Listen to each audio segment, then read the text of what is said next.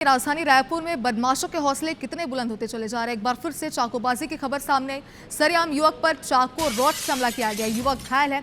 बताया जा रहा है कि युवक से पैसे भी छीने गए हैं। रायपुर के संजय नगर में ये घटना हुई।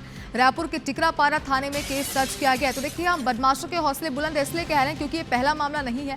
पहले भी चाकूबाजी के, लूट के कई मामले सामने आ चुके हैं। और देखिए, बदमाश इतने ज्यादा बेखौफ हो चुके हैं कि उन्होंने सरेआम युवक पर चाकू से हमला किया, रॉड से बुरी तरीके से युवक को जख्मी किया है, जिसके बाद युवक घायल है।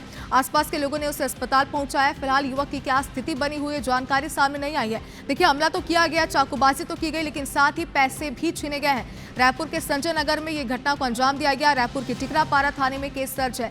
तो लगातार जिस तरीके की वारदातें सामने आ रही है, पुलिस की कार्यप्रणाली पर भी अब सवाल उठ रहे हैं कि क्या पुलिस एक्शन नहीं ले रही है। इन बदमाशों पर लगाम लगाने में क्या पुलिस नाकाम साबित हो रही है, ये सबसे बड़ा सवाल। और शायद यही वजह हो सकती है कि इनके हौसले इतने बुलंद हो चुके हैं कि सरेआम इस तरीके की वारदातों को अंजाम दे रहे हैं। तो देखिए, फिलहाल अगर कार्रवाई की बात करें तो रायपुर के टिकरापारा थाना क्षेत्र में केस दर्ज कर लिया गया है, लेकिन फिलहाल अब तक क्या एक्शन लिया गया है, कितने बदमाश थे और उन पर क्या कार्रवाई की गई है, फिलहाल ये अपडेट अब तक सामने नहीं आया है। सुमन हमारे सहयोगी इस वक्त हमारे साथ फोन लाइन पर जुड़ गए हैं। सुमन, कौन थे ये बदमाश, कहाँ के रहने वाले थे, क्यों मारपीट की युवक के साथ और अब तक की कार्रवाई? जी, इसमें जो अब तक जो जानकारी सामने आई है, ये युवक संजय नगर के पास जो मुस्लिम हॉल है टिकरावाड़ा इलाके में, वहां पर ये देर रात वारदात हुई और इसमें आसपास ही मजदूरी करने वाले एक युवक को घेर कर उसके रुपए छीनने की कोशिश की गई।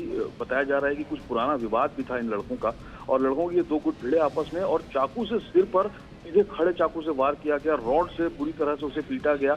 और जो घायल युवक है उसने बताया है कि उसके रुपए भी छीने गए हैं। जो एहफाज, दानिश और ये जो नाम सामने आए हैं, ये युवक फरार बताए जा रहे हैं। पुलिस फिलहाल इन सभी की तलाश कर रही है और ये जिस जगह पर हुआ आसपास चहल पहल थी, सरेआम लोगों के बीच ये गुंडागर्दी की गई, जो एक बड़ी वारदात है। पुलिस इसमें अब आरोपियों की तलाश कर रही है।